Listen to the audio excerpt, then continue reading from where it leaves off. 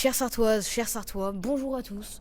On est ici devant le porche royal de la cathédrale Saint-Julien du Mans. On vous laisse avec une voix off pour ce 5e épisode de Sartoiserie. Bonne découverte.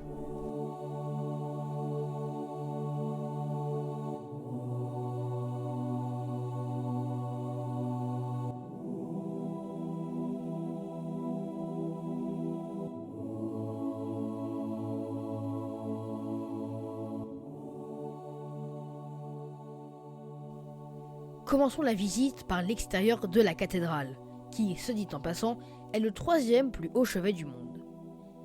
Sur le flanc, au sud, il y a le porche royal. La pierre, très travaillée, représente des scènes de la Bible, et on retrouve au centre le Christ, entouré des 4 symboles des 4 évangélistes. Mais il y a une raison particulière à la présence de ce porche.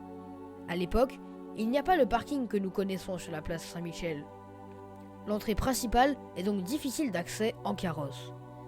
Le porche royal sera construit en face de l'axe principal qui traverse la vieille ville. Aujourd'hui, c'est la Grande Rue. Ce porche a été construit dans les mêmes années que celui de la cathédrale de Chartres.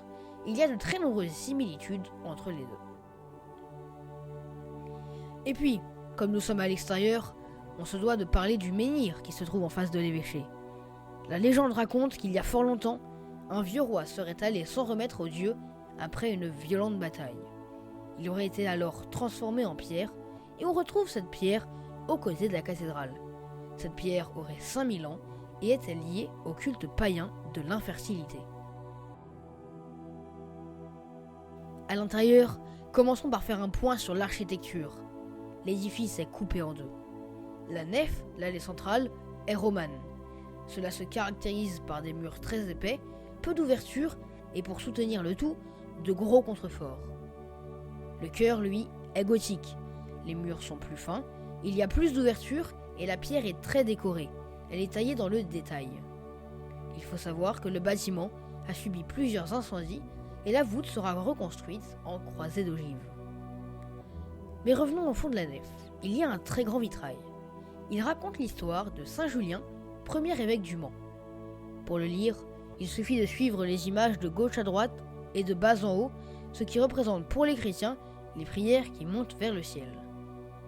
Ce vitrail explique que lorsqu'il est arrivé au Mans, Saint Julien aurait ouvert une source d'eau. Et cette source, on peut la retrouver puisqu'elle coule juste sous l'église Saint-Benoît qui se trouve un peu plus bas vers la Sarthe.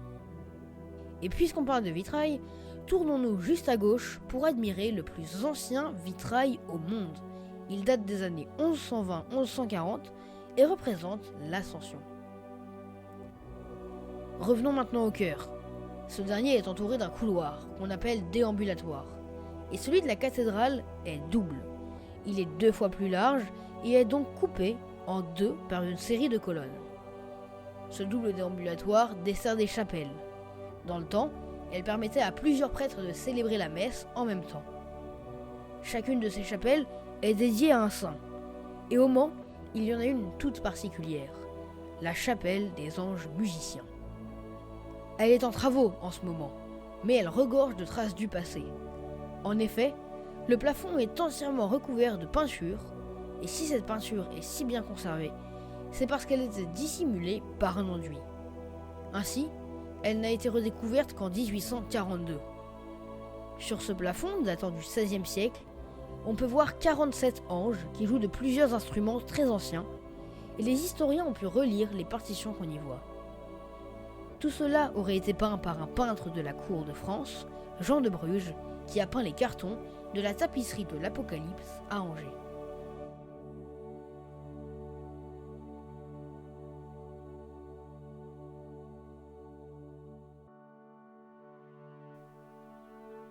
Intéressons-nous maintenant au transept de la cathédrale. Sur la droite, le grand orgue. Il a été construit par le facteur d'orgue Pierre Bert entre 1529 et 1535, et il sera restauré et amélioré plusieurs fois par la suite. Si vous regardez à gauche, vous verrez une magnifique rosace. Elle représente différents personnages et scènes de la Bible. Sa particularité, c'est qu'elle a été offerte par le roi Charles V. Alors qu'il se baladait dans la forêt du Mans, il est atteint de folie. Il sera soigné par les Manceaux et c'est pour cette raison qu'il offrira la construction de la rosace. Pour terminer cette visite, retournons au fond de la cathédrale, dans le bas-côté sud. Si vous regardez le premier pilier, vous verrez une petite main taillée dans la pierre. Lorsque la cathédrale a été construite, de nombreux artisans ont travaillé la pierre, et pour marquer leur travail, ils signaient comme ceci. Merci à tous d'avoir suivi cette visite, nous espérons qu'elle vous aura plu. On vous laisse avec quelques images du haut de la cathédrale et de la galerie du transept nord. C'était Sarthe Libre dans Sartoiserie.